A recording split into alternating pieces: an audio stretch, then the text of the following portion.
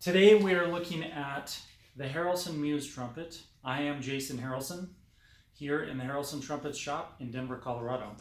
This is a very unique horn that the original owner traded in last year, and I was planning on keeping it mainly because it was the first horn I ever built as my own individual new trumpet.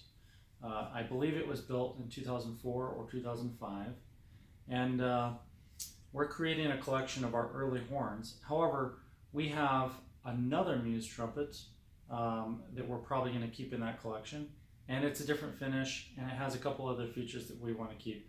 So we're not going to keep both of those horns, meaning that this Muse trumpet now is up for sale. And I want to point out some features on this horn, play it for you, and explain to you my journey as a trumpet maker and where this fits into everything that I've done.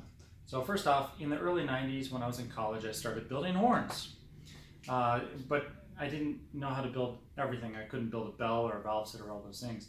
So I started by taking horns apart and putting them together. If you visit our showroom here in Denver, you can see some of the very earliest horns I ever modified because they're up on the wall right behind the camera there. As time progressed and I modified hundreds of horns and created different experiments to improve efficiency and versatility and solve specific problems different types of players were experiencing in multiple genres, I eventually started making my own horns, and the first series was called the Muse trumpet. Now that Muse trumpet name is being reused. Here in 2019, we are using that name as a reissue, and it's a completely different, modern, high-efficiency, versatile trumpet line. But this was the original line of Muse trumpets. And this one is very special for a few reasons. One, I suspect it may have been the very first Muse trumpet. And the reason I think that is because, first off, Harrelson is not stamped or engraved anywhere on this horn. Muse was 3D engraved very well on the lead pipe. And most of the Muse series had that engraving. So this is one of the deeper engravings. The later models had a serial number right here that typically said like 3 of 100 or 67 of 100. We actually didn't make a full 100 in that series. I think we made fewer than 50 Muse trumpets total. But they were the serial number said 1 of 100, so on and so forth. And then the top bracing, some of these braces had Harrelson engraved in them, and this one does not. It does feature original mod kit from Harrelson, so you can see the bottom caps do not have any holes. They are side ported, so they still have holes, but not on the bottom. We've got these original thick braces, and all of these parts were made by hand, just with hand tools. The finger rings were hand cut and hand filed and sanded, so there was no CNC machinery used for me to build this horn. And it has a semi-round tuning slide, original Saturn water keys.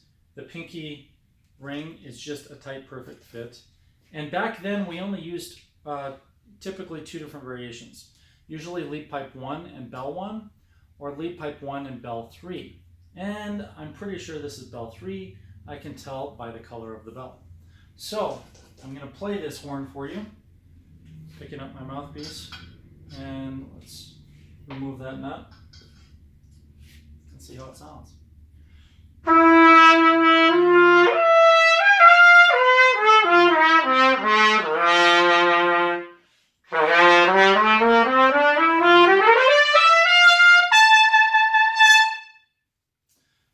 Full disclosure here, I haven't played today, and I haven't picked up this horn and played it in a few weeks, or maybe even longer. So in terms of my perspective playing that horn just now, it feels very good. It's very efficient, so it's easy to move around the horn. The lead pipe is medium large, which might be a little bit smaller than what I'm used to. And it has a really warm but focused, brilliant sound. So it's got the warmth, the mid-tones, and the kind of vibrancy in the top as well.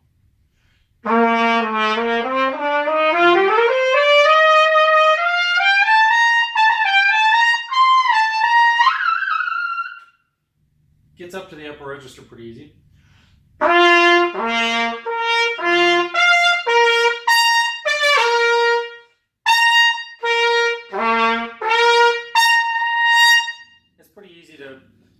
octaves with this horn.